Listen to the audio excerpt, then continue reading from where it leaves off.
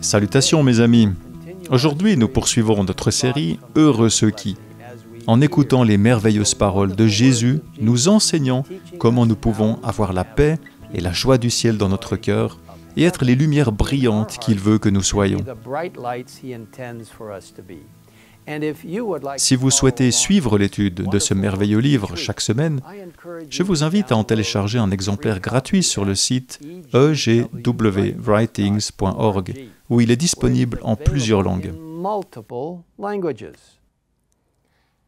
Lorsque nous regardons autour de nous, il semble que le monde soit en train de devenir rapidement plus froid et plus sombre. Les guerres font rage, l'agitation politique augmente, les mots durs et haineux font leur apparition sur Internet, les relations sont tendues, les familles se déchirent, les pensées sur soi, pleines d'orgueil et de vengeance, prennent de plus en plus d'importance. Combien les êtres humains se sont éloignés des plans de Dieu pour nous. Comme tout cela est loin du genre de personnes que Dieu nous appelle à être. Vous voyez, dans Matthieu 5, au verset 7, Jésus nous dit « Heureux ceux qui font preuve de bonté, car on aura de la bonté pour eux. » Et pourtant, faire preuve de miséricorde et de pardon ne vient pas naturellement au cœur humain, qui, selon la Bible, est tortueux plus que tout, et il est incurable. Cependant, lorsque nous faisons l'expérience de la miséricorde et du pardon dont Dieu a fait preuve envers chacun d'entre nous, notre cœur devrait fondre de compassion pour ceux qui ont besoin de notre pardon et de notre miséricorde. L'apôtre Jean nous rappelle que nous l'aimons parce qu'il nous a aimés le premier.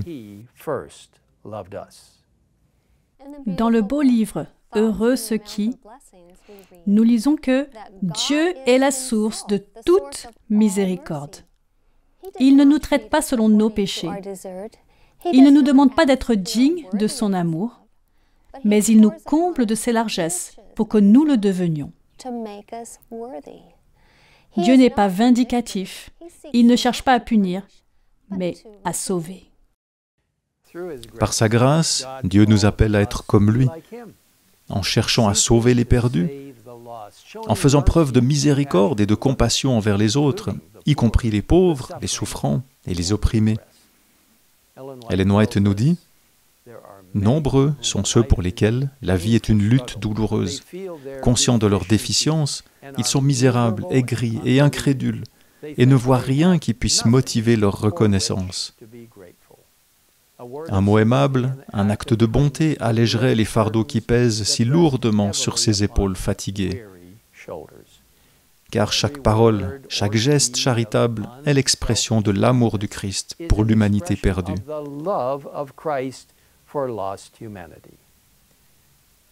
Prions chaque jour pour que le Seigneur ouvre nos yeux, pour voir ceux qui ont besoin de la miséricorde et de la compassion que nous pouvons leur apporter par Jésus. À l'époque du Christ, les dirigeants juifs étaient très préoccupés par la pureté extérieure. Ils avaient établi des centaines de règles et de règlements qui devaient être suivis si une personne voulait être rituellement pure. Mais ce n'est pas le genre de pureté dont parlait Jésus lorsqu'il a dit « Heureux ceux qui ont le cœur pur, car ils verront Dieu ». Au lieu de se préoccuper des simples apparences extérieures, Dieu s'intéresse bien plus au cœur, à l'esprit et aux motivations de nos actes. Lorsqu'il vit dans nos cœurs, nos pensées et nos actes seront purs et raffinés, et le monde saura que nous avons été avec Jésus.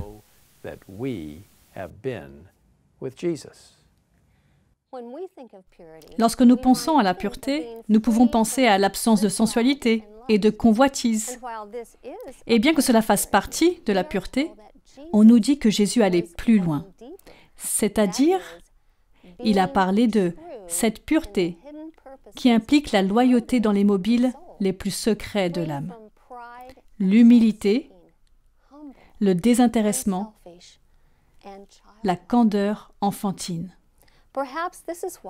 C'est peut-être pour cela que Jésus a dit que si nous ne devenons pas comme des petits enfants, nous n'entrerons pas dans le royaume des cieux.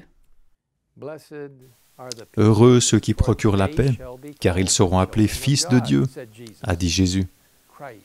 Jésus est le prince de la paix. Il a pour mission de rendre à la terre et au ciel la paix que le péché a bannie. S'il n'y a jamais eu un moment où la paix était nécessaire dans ce monde et dans nos vies, c'est maintenant. Lorsque nous acceptons Jésus, confessons nos péchés et acceptons son pardon, il nous donne sa merveilleuse paix. Et lorsque nous acceptons la paix du Christ, il nous transforme et nous aide à être en paix avec les autres. Le Christ appelle ses enfants à être des artisans de paix, comme lui. Ellen White écrit, « Les disciples de Jésus sont envoyés dans le monde avec un message de paix. Celui qui, inconscient de l'influence de sa vie sainte, révèle naturellement l'amour du Christ, ou qui, par la parole ou l'action, amène un homme à renoncer au péché et à se donner à Dieu, procure la paix. » Désirez-vous être des artisans de paix, au cœur pur, remplis de la miséricorde et de l'amour du Christ? Vous pouvez l'être.